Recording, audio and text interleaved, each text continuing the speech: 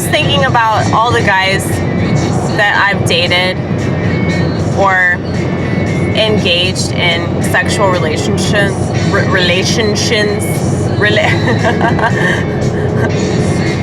sexual relationshins. Not a sexual relationship, a sexual relationshin. I think all the people that I've done anything with, whether it was romantic or sexual or what have you, there's probably only one person that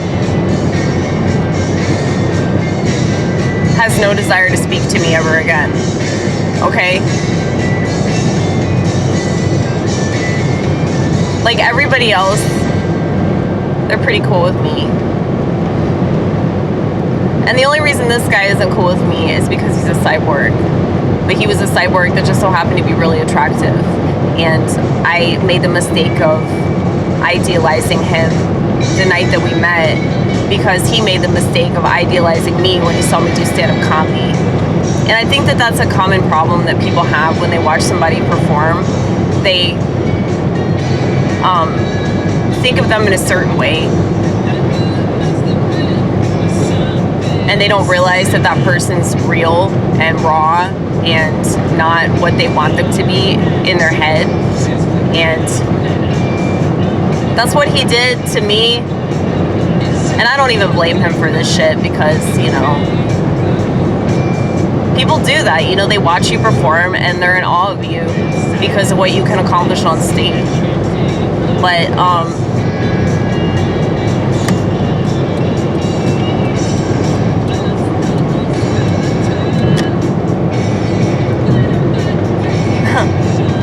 I remember the last conversation I had with this guy. We met at the East Room, if it tells you anything. The East Room is that shithole that requires that card, that jibby jabberoonie, in order to perform comedy for 4 minutes. It's fucking retarded. They just think they're hot shit, right? No thanks, East Room. I can take my business elsewhere. But anyway, yeah, I met this guy at the East Room, if that tells you anything. You should have known that that was a mistake from the get-go. But, yeah, man. Guy was really attractive, though. Really attractive.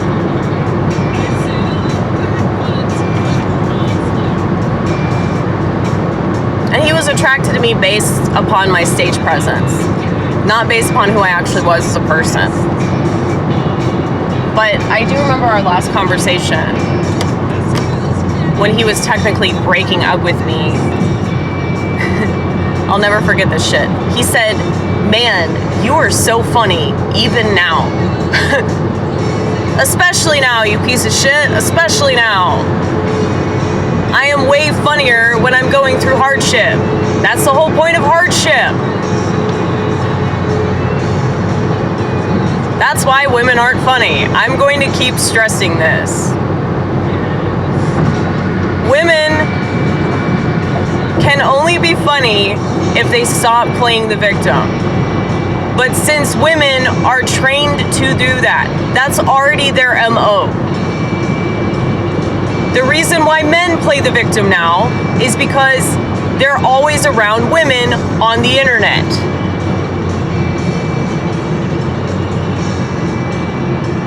They're in the same space as women. Facebook, Insta spam, shitter, telespam. There's no way that these genders wouldn't morph together, okay? So that's why men whine and can't take criticism.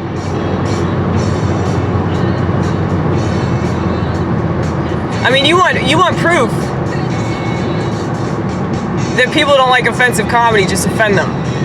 Because people love to pretend that they like offensive comedy until you say something that upsets them.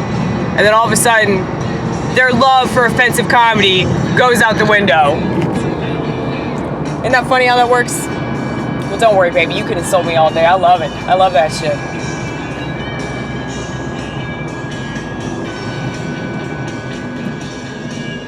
Also, you can tell me I'm not funny, too. Like, I really don't care. I mean, I'm not for everybody. I know that shit. George Carlin wasn't for everybody either. Bill Hicks wasn't for everybody. You know, there's no such thing as a comedian that's for everybody.